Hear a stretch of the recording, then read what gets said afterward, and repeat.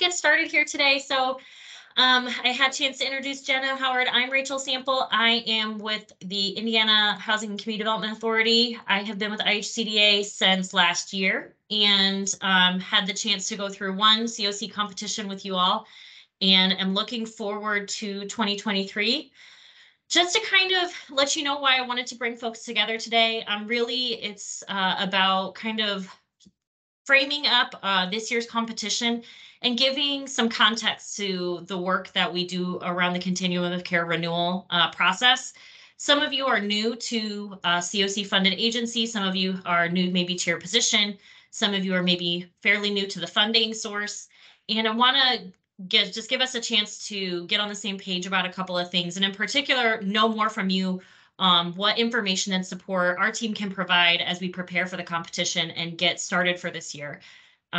COC money is something I have a lot of experience with. I was with the Indianapolis COC, working there for about 6 years on the competition. So I can tell you from my perspective, why a lot of this is important, because of the time I've spent in Indianapolis doing this. And even though the scale is much different, being at a state level, the competition itself is the same, no matter where you are. I like to kind of say that the COC competition is a bit like a train. You get on or you watch it pass you by. It's going to happen whether you are ready for it or not. And I hope that this call helps us get ready. So just a couple of things I wanted to review today. Just make sure we have a general understanding of what the COC funding process is. COC funding is really unique in the nonprofit space. Those of you who receive multiple types of funding, even though you may operate with us, this may feel very much like how you have a contract or award with IHCDA if you do work with us on emergency solutions grant funding or HOPWA funding. The actual process itself that we undergo as a balance of state continuum of care is very different. And I don't mean to use confusing terms. The COC program is really the infrastructure for what creates a continuum of care as well. So you see HUD through COC funding try and influence the way we operate as a homeless response system. So when I use the term COC program, I'm talking about funding. But when I use the broader term of COC, I'm really talking about our statewide response to homelessness. COC funding plays a significant role in the way we set ourselves up, the types of activities we take on, not just in programmatic choices, like whether or not we have new rapid rehousing or supportive housing, but what are the kinds of trainings we're implementing at Development Day or through our online platforms? What are the kinds of data quality concerns that we have, or the kinds of system performance measures we're looking at? All of that is something we report on and talk about in the competition, and it's something that we do here in the Balance of State. I want to also make sure that we have a chance to touch on your guys' role in the renewal funding process, because again, you put your name in as a renewal project, you submit that process to us, but it is very different than, again, applying for ESG or some other formulaic types of funding. It is truly a competitive process. And then finally, what are we at IHCDA doing throughout this process, and what does the Continuum of Care Board do as it relates to this process? Because these are all interrelated. So before we go on, I kind of want to give this group a chance to respond to a poll, just for my future reference and maybe for me to learn more about what you'd like to learn about in the future. I wanted to kind of address this now, so if there's anything I was planning on talking about today, I spent some time doing that. But you'll see here, you should be able to respond to a poll in the chat. I really hope that worked. And if it didn't, here's my poll questions, and you can put your responses in the chat. Yeah, just let me know what you're thinking. What are some things you guys would like to see coming forward? Do you want to learn more about our process and our timeline, what you need to do? Do you want to learn more about funding? Do you want to learn how you could get more funding? What does the APR have to do with my renewal application, so your annual performance report, and why does it matter if I do or don't spend my money? Those are all kind of topic areas that I think kind of just generally come up, especially as we ask you these kinds of questions in the renewal application process. But if you have any other ideas you'd like to talk about, please shoot me an email. My email address is on the screen. I really hope this works. I was excited to use a poll. I'll just give it one more minute.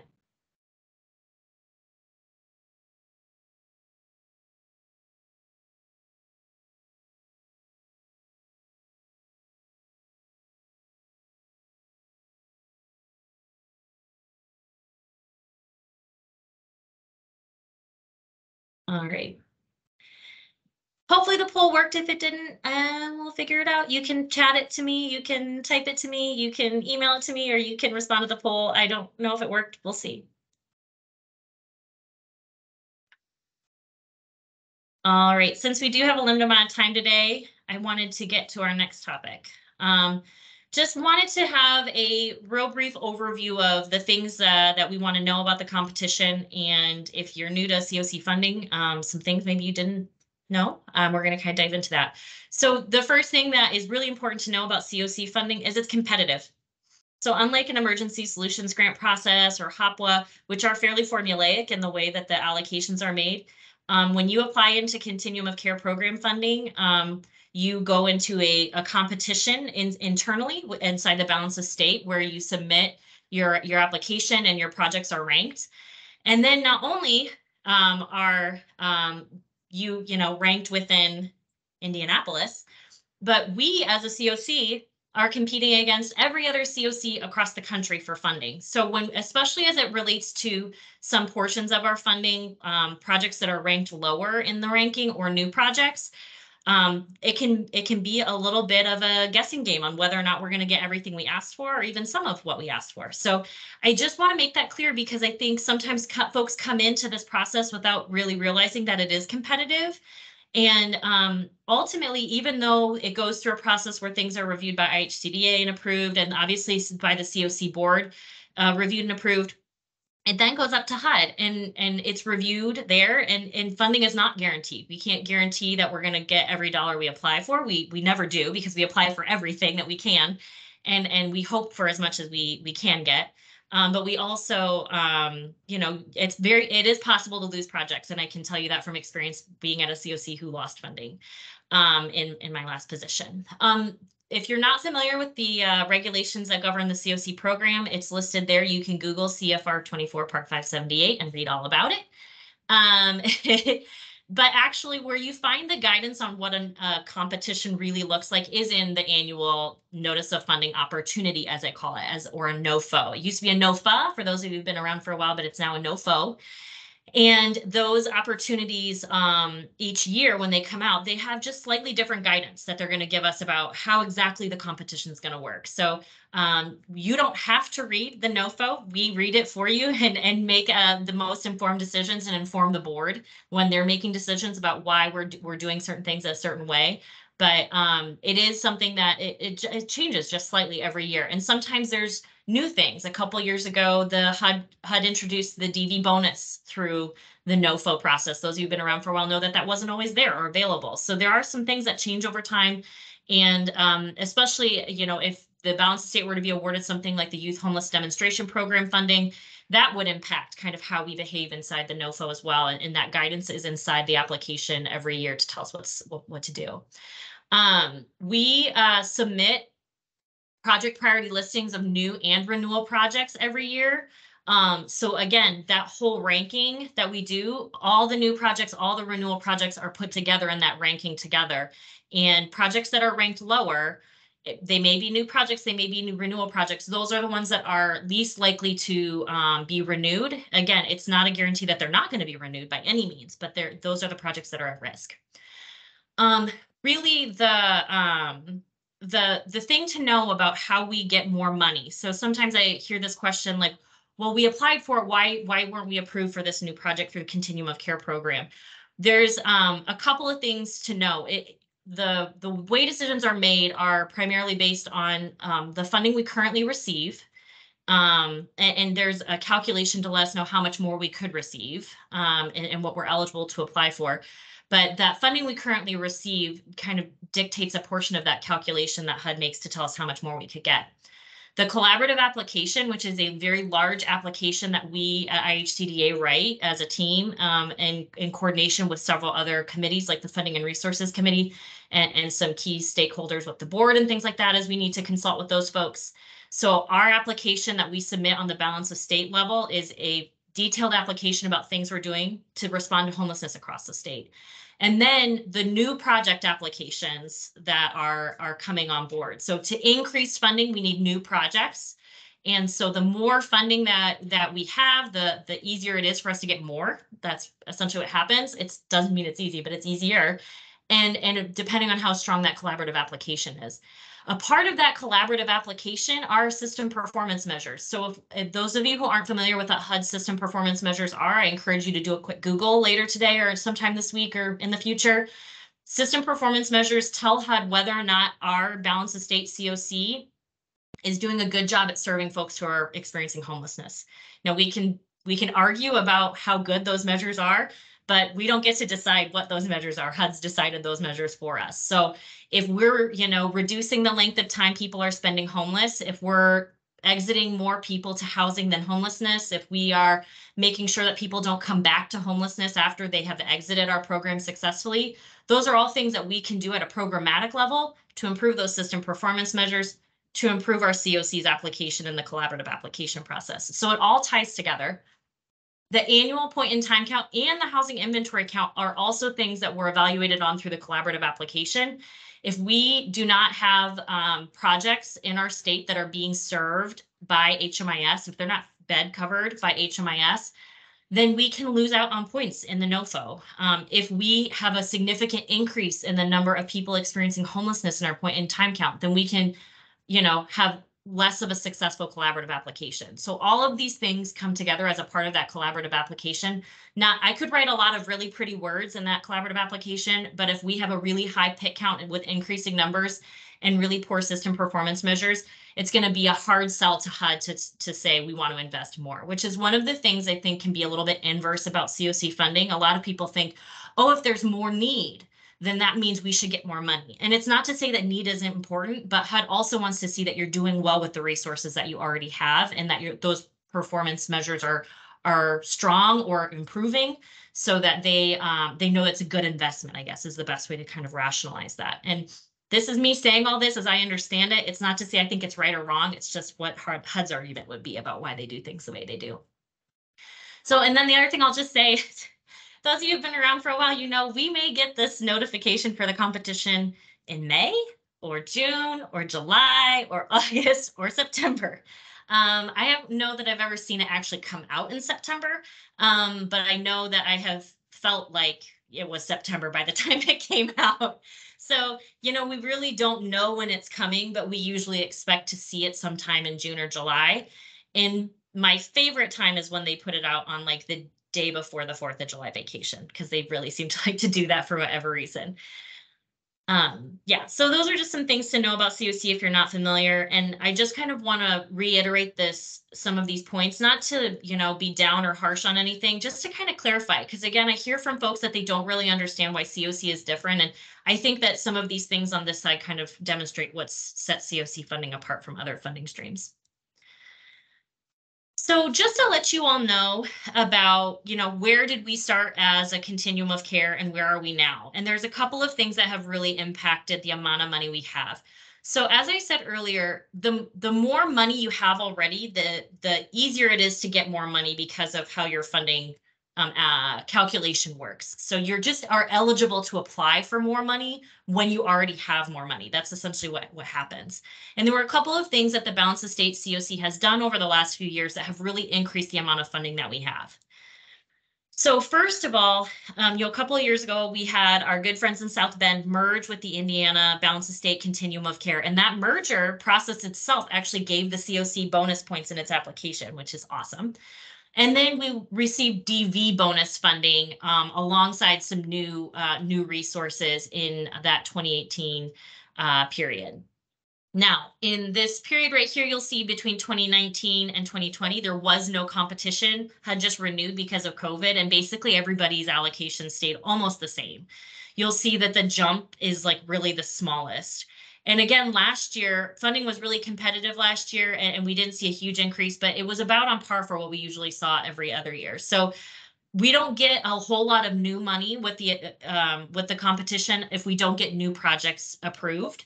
The real only other adjustment that happens is in fair market rate rent calculation that can cause like some jumps that we'll see occasionally. So just as a reminder, for those of you who maybe only have applied under maybe the DV, the DV money, maybe you didn't realize there were some other things that you can apply for. As a COC, we can apply for coordinated entry and homeless management information system money. And we also have these TH to RRH projects that we can apply for every year, as well as rapid rehousing and supportive housing projects. So within the eligible funding categories that you'll see in the regulations, there is like the broader supportive services only funding pool. And in the last couple of years, when HUD has made that available for an application, they have restricted that to a coordinated entry SSO. So usually those are the only types of SSO grants that we see. It's not to say that that will always be the case, but that's kind of what we've seen in the last few years. And then where does the money go here in Indiana? Like where are those dollars going? So you'll see primarily a huge chunk of our funding here in Indiana is dedicated to supportive housing, which is fantastic. Permanent housing projects for folks with disabilities and long-term homelessness, chronic homelessness. Then we have quite a bit of funding going to our rapid rehousing programs. Those are kind of a growing area of resources. A significant amount of money going to joint transitional to rapid rehousing programs, in particular in the domestic violence space. And then from there, kind of the other allocations are listed there. One item that you'll see there that I didn't reference earlier is a funding stream called planning. So COC planning grants are something that are available for the continuum of care to apply for, but they are not competitively ranked. They're just a part of the collaborative application process. So when we go ahead and submit that ranking and collaborative application, we can indicate that we are applying for planning grant funding and how much that amount is. Again, that's all based on a calculation. And another thing to know, that those planning grant dollars are the dollars that help pay for monitoring of COC programming.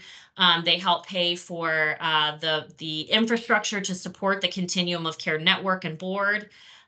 They help pay for the day-to-day admin on COC grants, and the collaborative applicant is the only agency that's eligible to receive those dollars. So what exactly is the COC NOFO process? First, we have this, like I said, an annual competitive application. It is that collaborative application alongside the ranking and priority listing of projects. Of COVID, I don't anticipate us having another reason why we wouldn't be submitting something like that. But it's been every year, and while I think most of us wish it was maybe every other year or maybe even a longer amount of time, we're doing that process every year where we're submitting about, I'd say like 120 pages when it's all said and done to HUD. We are asking for permanent housing resources primarily for this funding stream. So COC program, unlike ESG, can't pay for shelter. You know, COC pays for permanent housing programs.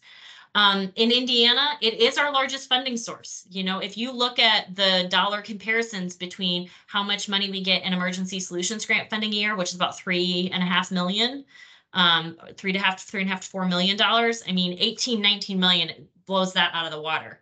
And obviously a thing I know I've been thinking a lot about is what's happening with all this COVID money. We're not seeing that money get renewed through the ESG program. And I haven't seen any large scale conversations in Congress to say, let's go put it somewhere else. So I'm assuming that COC program will continue to be our largest funding stream in Indiana long term. These are for folks who experience literal homelessness, so including those fleeing domestic violence. But unlike ESG, which can have some eligibility for folks who are, needing prevention dollars, COC doesn't fund things like that, as you all know. And I think, again, kind of couching this to say HUD is making this spending competitive, and they're focusing on permanent housing. It means that this is really our largest resource that serves a very specific group of people. And we recognize that at IHCDA, at the COC board level too, that that's not everybody. Until we get to a point, if we were a high performing community, as HUD says, we could ask HUD to serve that non-literal homeless population, but we're not hitting those benchmarks, and it would take a big jump in our programmatic statewide programmatic performance for us to reach that level. We at IHCDA are the collaborative applicant, so we organize that collaborative application and priority listing to submit on behalf of the COC, and every COC has a collaborative applicant that does that process for them. The COC program, like I said, really focuses, and you'll see in that NOFO application that we submit, on system performance. What are we doing to improve our performance as a statewide response to homelessness? How are we better serving people? And asking the specific questions, like literally asking us who is going to be the person who's going to be responsible for improving the length of time people spend homeless. They can get as specific as that. So they're, really holding us accountable for some big things. The COC process in particular, within the regulations and within the competition, has a really high expectation of transparency. We're not supposed to have people go into a room, make up random numbers, and then shoot it out to everybody else. We have, reviewers from our board, from our committee that review applications. We try and do our best to communicate with you all as recipients of the grant on what's happening with the application and when it's been submitted. We have to communicate out and post publicly the physical application itself. So there's a lot of expectations on making sure that we are being transparent with folks and that we are doing a HUD compliant process. There's a lot of checks and balances to set up to say, did you post this 48 hours before you submitted it? Okay, let's go ahead and get that done. And you can go ahead and submit that piece of documentation along with your application. So it's a really well-oiled machine in a way. People have been doing this for a while, but it's definitely it's every box, HUD is checking before you make that approval of that funding.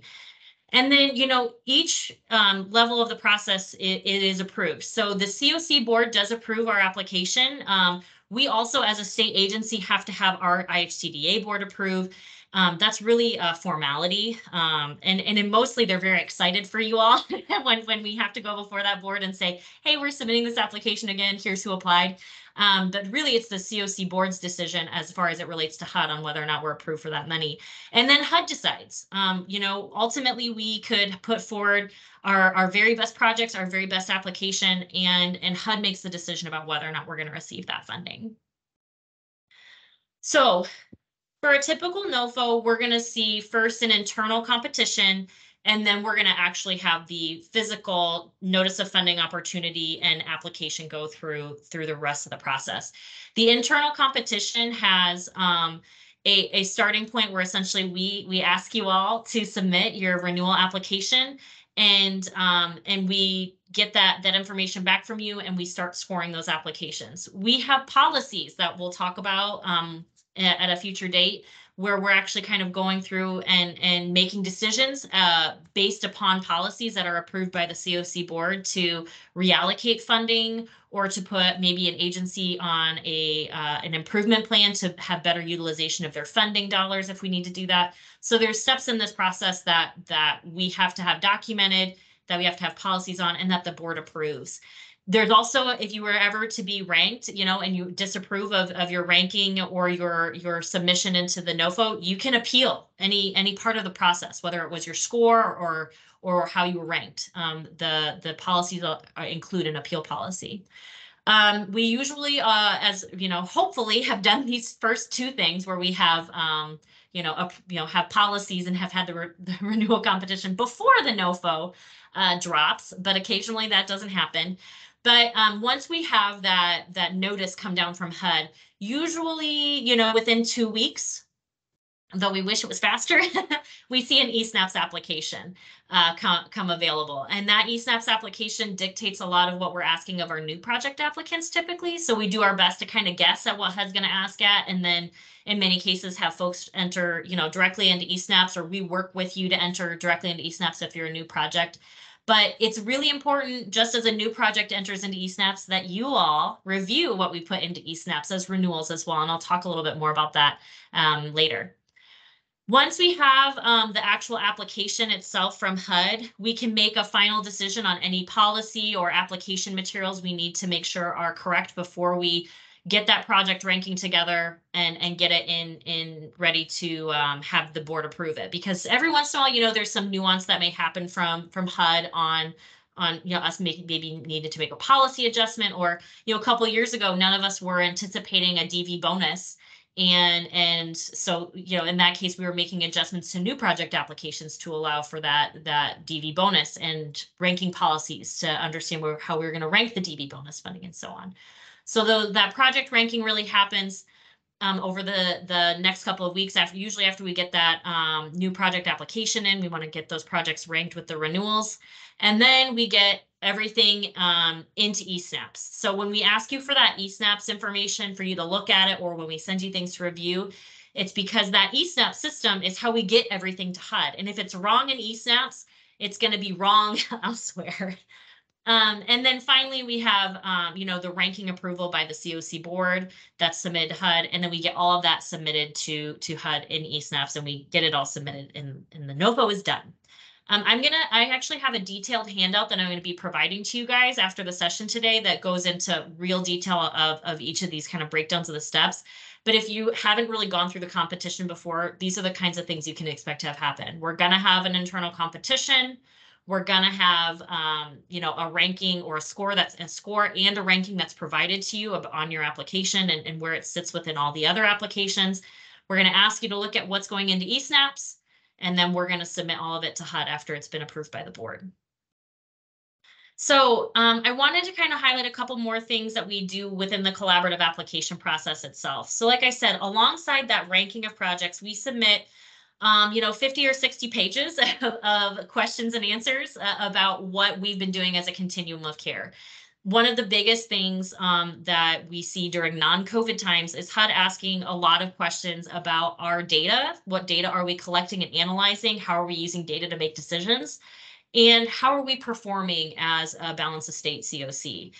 Again, it really goes back to those system performance measures. So if you're not really familiar with what those are, please, to give it a quick Google. You'll see those system performance measures reflected in our renewal project application. So when we ask you questions about how many people did you exit to homelessness, it's because we're trying to create correlation and collaborative measures between what HUD is asking us for and what we're asking you guys as projects. It shows to HUD that we're making performance-based decisions.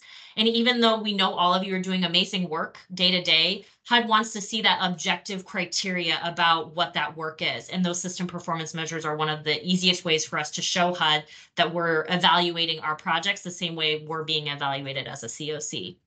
We also answer a lot of questions about compliance. Are you training people on equal access for LGBTQ+ populations? Are you making sure that young people and families and children have access to educational resources and communities through your COC funded and ESG funded programs? Are you training people on all these important topics that we want people to know about, equity and diversity and all of those types of things that have come up in recent applications? Another thing that HUD asks about in that collaborative application every year is how are you reaching out to new parts of your community? As a balanced estate, that looks really different. We're not just talking about whether or not, the certain folks from a certain equity group are represented, but also we know that we have certain parts of the state where there may be no service providers that are engaged with the COC. So our board, our network, the regional planning councils, the work that is happening at all of those levels is stuff that we talk about in our application and that we report to HUD every year. And then finally, one of the things that's continued to come up and I think has been a theme if you pay much attention to any HUD notices is that are we serving the people who are least likely to access or be able to access services? Are we in our programs, in our board, in our committees of the COC? Are we representative of the people who are experiencing homelessness? Do we have lived experience in our board, in our committees, in our planning councils, in our agency boards that are being funded? All of those kinds of things are things we're asking about and things that HUD is expecting us to take action on as a COC if we're not able to say yes. So this collaborative application, as you can see, really heavily influences some of the decisions that we make at IHCDA, what kinds of trainings to offer you all as a COC network, what kinds of development day sessions to focus on, and also, what kinds of outreach are we doing to new parts of the state? All those kinds of things are a part of what we're trying to do both at the board level in IHCDA and trying to encourage you guys all to do it as applicants as well. So there's a lot of kind of checks and balances that this application process creates for us to make sure we're doing all the things we know we want to do. It just forces us to make time for them, to be quite honest. I think that that's one of the things that it's a helpful tool in many ways to encourage us to do some of these things that may fall by the wayside because we're dealing in crises every day with folks who are, facing really difficult situations. And how do you keep stuff like this at the forefront if not for a funder maybe asking some tough questions? All right, so just a couple of things to set clarification on. There are roles and responsibilities that all of us have through the competition process. And I'll just start with the COC board. So the COC board within the regulations itself really say that the board is responsible for making sure that the COC is operating as a continuum of care. So what kinds of policies do we have to ensure that we are managing our conflicts of interest, to make sure we are being fair in our reallocation practices, that we are addressing, gaps in services or problems that we may have in reaching out to new communities. All these kinds of things are things that kind of operate at the COC board level. And really, when it comes to the competition itself, that means we have to have a good management of conflict of interest. We have to make sure we have a fair and equitable way of doing reallocation that's clear and transparent. And then they really approve the project ranking. They're the ones that ultimately say, this is the list of projects we're putting in, and this is the order in which we're placing them. And it's not something that, like I said, it's not something that can happen, behind closed doors, that no one understands the process or why the board's making the decisions the way they're making them. The collaborative applicant at IHCDA. So we read that NOFO very closely and make sure that we are doing our best to align the application responses with those expectations and that we're meeting the requirements, especially when it comes to documenting parts of the process. If you visited the COC page, the renewal application page on the website, you'll see we're taking screenshots of what time we posted a document so that we can tell HUD, we did something. It seems silly, but that's the level of detail they're looking at. We also are responsible for coordinating the process for you all to apply. And again, that process has to be compliant. So usually it's fairly straightforward. It's similar year over year. But like I said, a couple years ago, we got that new DV bonus money. So we had to create a process for people to access those resources to apply for that funding. And there is ways folks can apply directly to HUD if they feel like they are, they've gone through their appeal process and there's no further recourse. But we had to design even that appeal process to make sure that folks had access and went through that before they submitted to HUD. We also develop and submit that collaborative application, working together with our team and stakeholders like regional planning council members and board members to answer questions that are in the application. And then we submit everything once it's been approved by the board for submission to HUD. You all as project sponsors, we need you to complete the renewal or new project application process. So you submit your IRPA, submit it on time. The IRPA is the internal renewal project application. So please do that, or we're going to hunt you down until you do. And then we want to make sure that you are checking over the materials we're submitting to HUD so that they're correct. Over the last couple of years, we've had people switch projects. So maybe, agency A was operating a project, now it's moved to agency B. Well, the way agency B is operating it may look a little bit different than what agency A was doing. So we need those fixes made in eSnaps when we submit to HUD, or we have this mismatch between what we're contracting for and what we're telling HUD that we're doing. And nobody, as far as I know, nobody wants to tell a funder they're doing one thing with their money and then do something else with it. That's not a good practice to do generally, and definitely not a good practice to do with the federal government. So we need to be above board with all that stuff.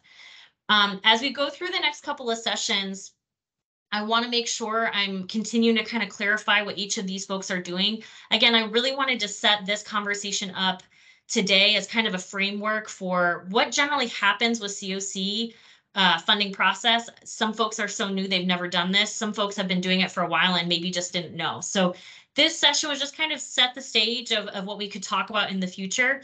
And that's one reason why I kind of wanted to survey people at the beginning to see what folks were interested in learning more about. So what's coming for the future? In the next coming weeks, we have a break next week, unless you're a DV provider. But in the coming weeks, I kind of am just throwing out some of these ideas, and hopefully we'll hear from you either in email or in the poll if it worked, about what you want to learn more about. One of the topics that I think we could spend a little bit of time unpacking is what is HUD evaluating and how can it impact my funding? So when we put in the collaborative application, like we could dive into that more for you so you can understand the kinds of things that help improve our score as a COC or decrease our score as a COC. And while that doesn't completely dictate how much money we get, if I were to submit a blank collaborative application to HUD and all of our projects listings, I'm guaranteeing you we would not be renewing all of the projects we'd plan on renewing. So those responses do matter. So we could spend some time diving into the kinds of things HUD's evaluating in the competition. And we could also talk about what they're evaluating when they look at a new project, if that's of interest to folks. What are some trends that we've seen in COC funding and what do we expect this year? I was just talking to Howard last week about some things that, that's one reason why we have Howard around. He's got his ear to the ground about the latest and greatest and what's going on at HUD.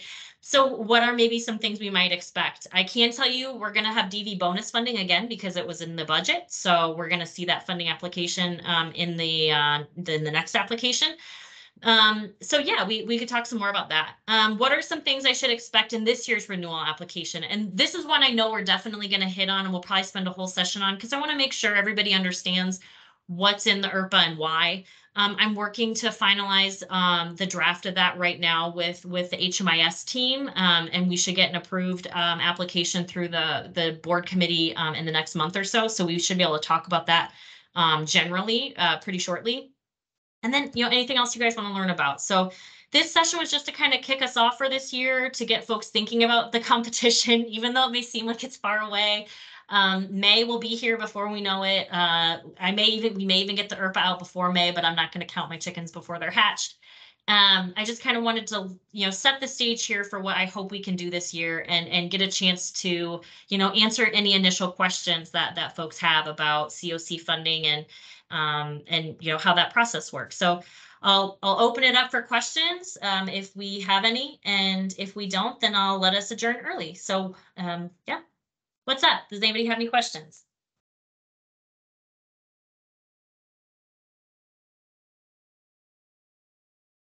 I'm pretty good at talking for 40 minutes straight, so I'm going to be quiet for a couple of minutes.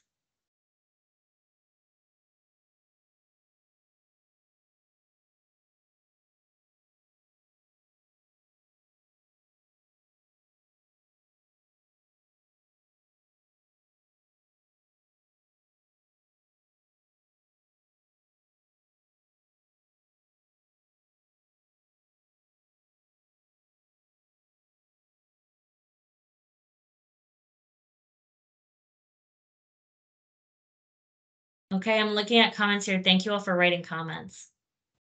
Thank you.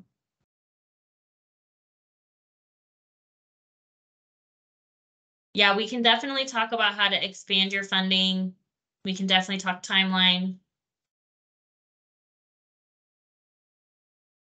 APR questions, absolutely. One of the things, for those of you who've done this for the last couple of years, one thing I want to just point out and really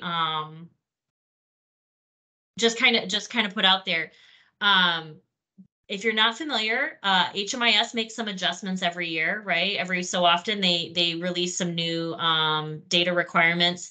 And there was an issue last year where the APR and the IRPA questions didn't quite line up. And that's because there was an HMIS update that happened. And that was not something that was accounted for in the way the IRPA questions were worded. So one of the things that I'm working closely on with the HMIS team is that the questions that you'll be asked in the IRPA are going to directly correlate to a line in the APR, and hopefully that should make it very, very clear what exact data point we're asking you for and how it exactly relates to the question you're being asked. Because I know last year there were a couple of questions where there was just some mismatches. So I definitely just want to kind of own that and say that it was not something we realized, that there was a recognition that had happened, and especially with the timing of the IRPA as it relates to pandemic and everything else. I think there was, just kind of an assumption like, oh, HMIS was the same from the last time we released this application to now, and there had been some slight changes being made. So just want to own that there was probably some frustration there when that happened, and we are aware of that. We heard it loud and clear and felt it ourselves. And that we're making some really important corrections to make sure that that's not something you're going to see this year. And if you do, I can't promise perfection. So, I'm not going to say there's not going to be nothing, but, the HMIS team is going through this thing with a fine tooth comb so that at least on the APR side of things, there shouldn't be a mismatch. But I definitely want to make sure we're also addressing just, what's in your, what is exactly in the APR and all of that. I do also know that our COC analysts did some presentations last year for our subrecipient agencies about the APR. So if you are a COC subrecipient of IHCDA, definitely reach out and we can easily get that for you. I don't think it would be limited to just our subrecipients though. So if you are not a subrecipient agency, Jenna, there wasn't anything in that APR presentation that couldn't work for anybody, right? I mean, it was pretty much just about the APR, I think. Yeah, I think that's right. Yeah, so we could certainly get that over to you if that's something that's of interest to you. Maybe if you're a new staff member or didn't get a chance to attend that session. I think it was a really helpful one that kind of talked about, especially some of the key areas inside that APR that usually cause some questions. Yeah. Okay. All right, this was really super helpful to get these chats back to me, guys, and feel free again to shoot me an email with any other ideas of things you'd like to learn more about. I'll give it a couple more minutes. I'll hang around. Howard will hang around for maybe a couple more minutes if you've got some specific questions for us, but otherwise, I'm going to assume we don't have any questions and you can go enjoy your afternoon. I appreciate your time.